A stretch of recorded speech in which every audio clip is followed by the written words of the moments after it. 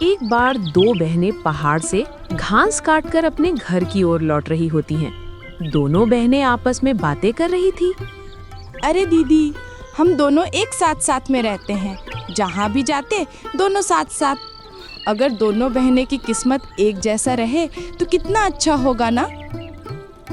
हाँ छोटी, तुम बिल्कुल सही कह रही हो, लेकिन एक जैसा नसीब मिलता कहाँ है। अब देखो ना, शादी होने के बाद तुम कहाँ और मैं कहाँ। अच्छा अब जल्दी जल्दी घर चलो, बहुत जोर से भूख लगी है। कुछ दूर जाने के बाद उन दोनों की नजर एक पहाड़ी की चट्टान गई, जहाँ दो रहस्यमयी और जादुई कबूतर बैठे हुए थे और आपस में बातें कर रहे थे।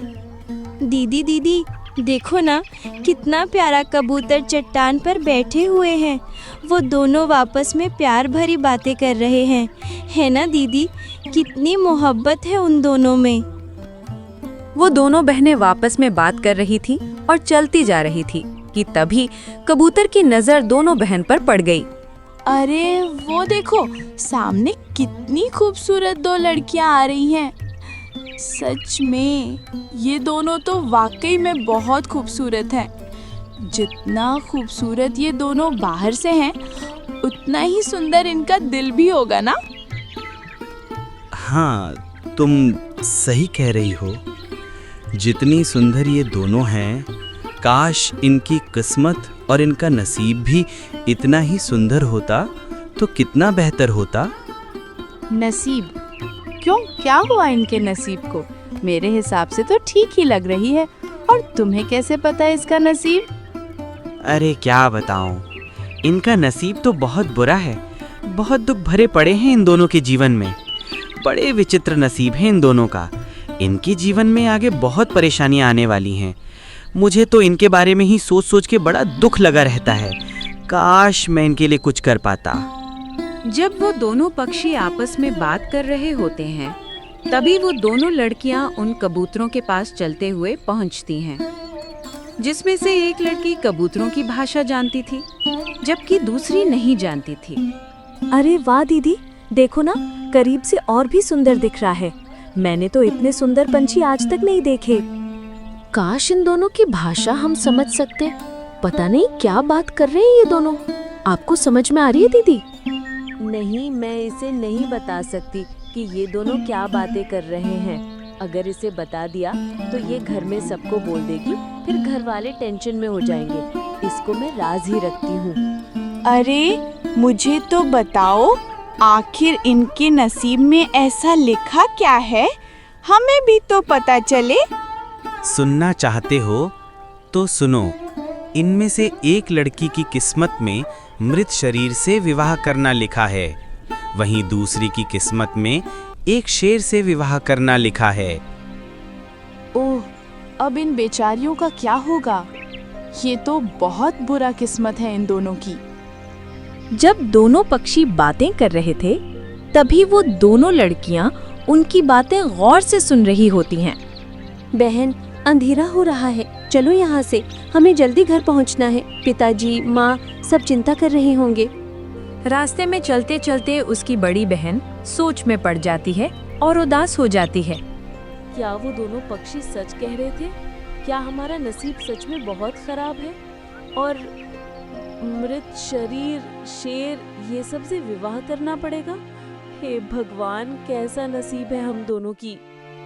कुछ ही देर में दोनों अपने घर पहुंचती हैं। घर पर उसके पिता और माता पहले से ही दोनों बहन का राह देख रहे थे। तभी उसके पिताजी बोलता है, बेटी, इतनी देर कैसे हो गई? हमें बहुत फिक्र हो रही थी तुम्हारी। मैं भी बड़ा भाग्यशाली पिता हूँ अपनी बेटियों का। मेरा शरीर बहुत जल्दी बूढ़ा हो गया। जो काम मुझे करना चाहिए वो मेरी बेटियों को करना पड़ रहा है। ना जाने क्या लिखा है मेरी बेटियों के नसीब में। ऐसा मत कहिए पिताजी, आपने भी तो बहुत मेहनत करके हमें पाल पोस कर बड़ा किया है। अब आपका शरीर साथ नहीं दे रहा तो क्या हम भी आपका साथ छोड़ दे? आप फिक्र मत करो, हमारे नसीब में जो भी लिखा है वो होकर ही रहेगा। हम लोग इसे बदल नहीं सकते ना। कुछ दिन बीत जाते हैं। ललिता के दिमाग में वो बात असर करने लगती है, जिससे वो बहुत परेशान होती है। न ठीक से खाती है, न ठीक से पीती है। एक दिन उसकी माँ उसके पास आती है और कहती है, ललिता बेटी, क्या बात है? कोई परेशानी है क्या तुझे? देखती हूँ बहुत खोई खोई सी रहती है। कोई परेशानी है तो मुझे बता बेटी, मैं तुम्हारी माँ हूँ। कुछ नहीं माँ, मुझे क्या परेशानी होगी? आप चिंता मत करो, मुझे कुछ नहीं हुआ है। बेटी, बहुत दिनों से देख रही हूँ तुम हम लोगों से कुछ छुपा रही हो। तू ना ठीक से खाना खा रही है, ना ठीक से किसी से बात कर रही है। अपनी हालत तो देख, कितनी कमजोर हो गई है तू। मुझे लग रहा है तू मुझसे कोई बात जरूर छिपा रही है। नहीं माँ, ऐसी कोई बात नहीं है, आप जाओ यहाँ से। ललिता की बात सुनकर उसकी माँ वहाँ से चली जाती है। अगले दिन वो दोनों बहन फिर जंगल जाती हैं घास काटने, जहाँ वही कबूतर फिर से आपस में बात कर रहे होते हैं। अरे देखो, फिर वो दोनों खूबसूरत लड़की इधर आ रही हैं और बहुत चिंता में लग रही हैं दोनों। एक बात बताओ, क्या कोई समाधान नहीं है इन दोनों के नसीब को बदलने का? नहीं, इनके नसीब में एक बार जो लिखा गया है वो होकर ही रहेगा। अब वो नहीं बदला जा सकता। और वैसे तुम इतना क्यों परेशान हो रही हो? ओह, ये तो इनके साथ बड़ा बुरा होने जा रहा है। लेकिन इन दोनों बहन को इस बारे में पता है? दोनों को नहीं, लेकिन एक बड़ी वाली बहन को ये सब पता है। वो हमारा मन की बात समझती हैं, इसलिए तो वो चिंता में डूबी हुई है। दोनों कबूतरों को बात करते ललिता फिर से सुन लेती है, जिससे वो और भी ज्यादा दुखी होती है। ललिता उन कबूतरों की बात से इस बार इतना ज्यादा चिंतित होती है कि अब वो खाना ही बंद कर देती है, जिससे उसकी हालत बहुत खराब हो जाती है और वो बिस्तर पकड़ लेती है। मम्मी, दीदी को क्या हुआ है? ऐसा कभी भी नहीं हुआ था। काफी दिनों से देख रही हूँ कि ये बहुत उदास रहती है। बेटी, मुझे कुछ समझ में नहीं आ रहा। आखिर ललिता को क्या परेशानी है? वो मुझे कुछ बताती भी तो नहीं है। तुम फिक्र ना करो, आज मैं उनसे पूछ कर ही रहूंगी।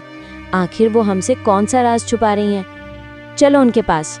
ललिता के माँ, पिताजी और बहन ललिता के पास आते हैं, जिससे खूब जोर जबरदस्ती से उसके पिता उसकी उदासी का कारण पूछते हैं। तब ललिता बताती है, पिताजी, माँ, मैं बोलते हुए कबूतरों की भाषा समझती हूँ। हाँ, ये तो अच्छी बात है बेटी। लेकिन तुम उदास क्यों रहती हो? परेशानी क्या है? पिताजी, परेशान होने वाली बात ये है कि जब मैं पहाड़ लकड़ियों के लिए जाती हूँ, मुझे वहाँ 2 कबूतर बात करते हुए मिलते हैं और हमें देखकर कहते हैं कि इन दोनों बहनों का नसीब बहुत बुरा है। बहुत दुख तकलीफ है हमारे नसीब में। बस इतनी सी बात है और तुम उन कबूतरों की बात विश्वास कर रही हो? एक काम करो, तुम मुझे कल उन कबूतरों के पास लेकर चलना। मैं भी सुनूं आखिर वे कौन से रहस्यमय कबूतर हैं जो तुम दोनों की भविष्यवाणियां कर रहे हैं।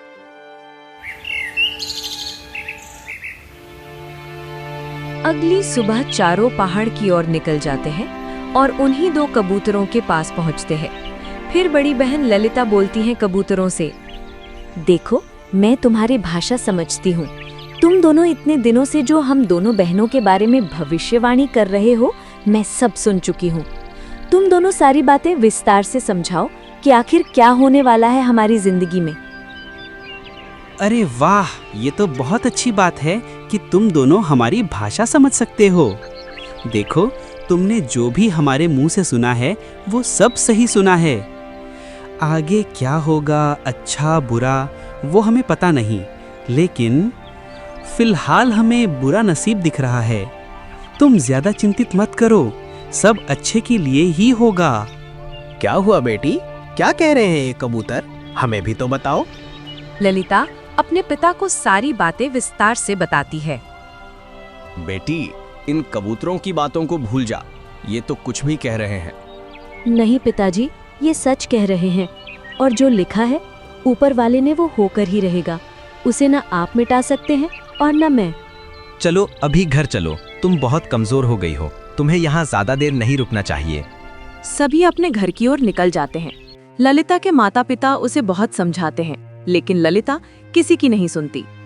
ठीक है, अगर आप लोगों को लग रहा है कि वो कबूतर ऐसे ही बोल रहे हैं तो ठीक है, हम उस समय का इंतजार करते हैं और देखते हैं कि आखिर क्या होता है। बेटी, तुम आराम करो, कुछ ना कुछ उपाय जरूर ढूंढता हूँ। ये क्या हो गया जी? हमारी दोनों बेटियों के नसीब क्या सच में बहुत बुरे हैं? ईश्वर ने ये कैसी नसीब लिख दिया? एक काम करता हूँ, यहाँ से कुछ कोस दूर एक पहाड़ है, वहाँ एक बहुत ही सिद्ध बाबा रहते हैं। मैं उन्हीं के पास जाता हूँ और उनसे कुछ उपाय पूछ कर आता हूँ। रो मत भाग्यशाली, सब सही हो जाएगा। मैं जाकर जल्दी से ही आता हूँ। ललिता के पिता उस पहाड़ के पास जाते हैं जहाँ सिद्ध बाबा रहते हैं। उस सिद्ध बाबा को अपने साथ लेकर अपने घर आ जाते हैं। ललिता बेटी, मैं एक बहुत ही जाने माने सिद्ध बाबा को लेकर आया हूँ। चलो, वो तुम्हारे भाग्य के बारे में बताएंगे। ललिता और रानी को उसके पिताजी उन सिद्ध बाबा के पास लेकर आते हैं और बाबा के पास बिठाते हैं। बाबा आंख बंद करके उन दोनों का भविष्य देखते हैं और कुछ देर बाद आंख खोलकर कहते हैं, जिन कबूतरों ने आप लोगों को इनके भविष्य के बारे में बताया है वो बिल्कुल सत्य है, इसमें कोई दो राह नहीं है। बाबा, इसका कोई तो हल होगा।